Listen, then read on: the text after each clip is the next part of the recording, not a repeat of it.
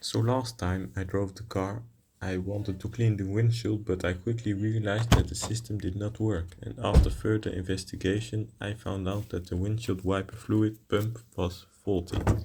So let's go ahead and replace it. So the first thing I did was to siphon out all the remaining fluid from the reservoir in order to remove the pump and the tank for cleaning.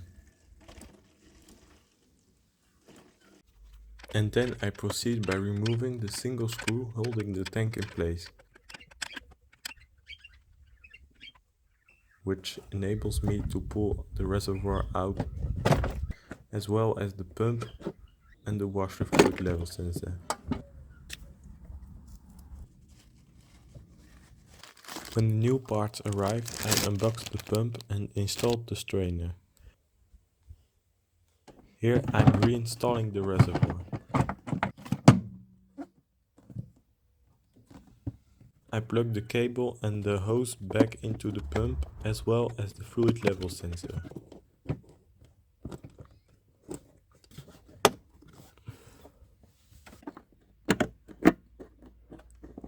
I reinstalled the bolt holding the reservoir down.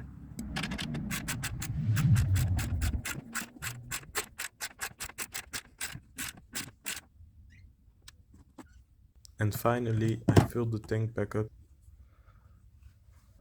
If you are wondering why the fluid looks like olive oil, it's because I previously mixed two different color fluids in this old bottle.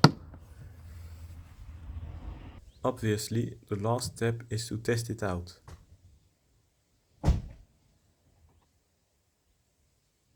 And as you can see, the system works flawlessly now.